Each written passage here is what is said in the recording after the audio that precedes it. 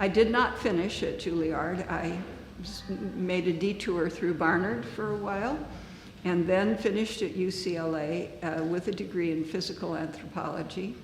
Married my professor, whose research was on the evolution of human locomotion, and after studying primates for a while, I said, can't we look at some superior primates? So we spent a summer traveling with the Royal Ballet through the United States, filming Nureyev for research. And I spent 2 years of my life looking at Nureyev 64 frames a second on old film, taking 22 measurements on his body and graphing it against time by hand, no computers, so that you could see the coordination patterns. And we filmed other people in the company to compare him with. You could quantify how much better he was by how many frames a second he showed aesthetically, classically beautiful line.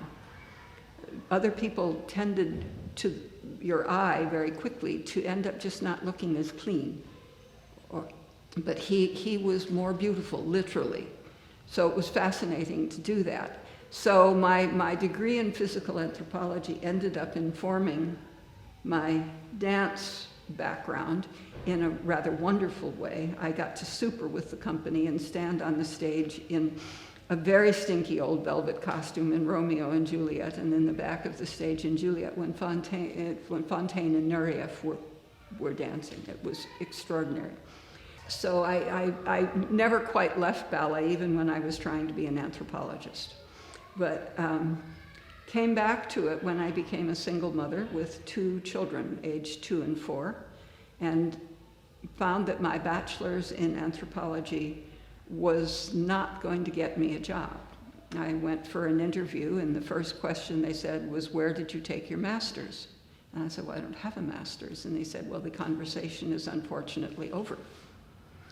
And so I went back to my dance background, which my parents both said would never support me or make a living, and did the only thing I could, which was to start teaching dance. Initially rolled up a rug in my living room, and then went into shared space with the Tai Chi studio, where I worked in the office in exchange for space, and gradually built up the money to take next door to the Tai Chi studio, a one-room studio, at which point I met Larry Ipple, who was my co-founding person of Momenta, and we began teaching and dancing together. Another woman began, and another music teacher. I think one of the good things that I did in forming the school was that I had a vision for what I thought the children should learn, but I wasn't qualified to teach all those things, and so I hired people who could teach those things better than I could.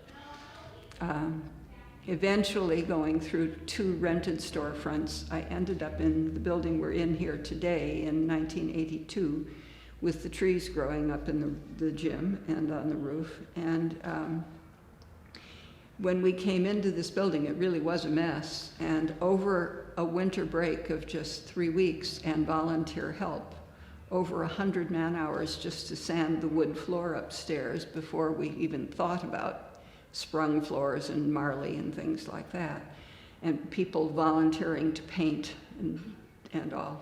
We managed to open in January of '83,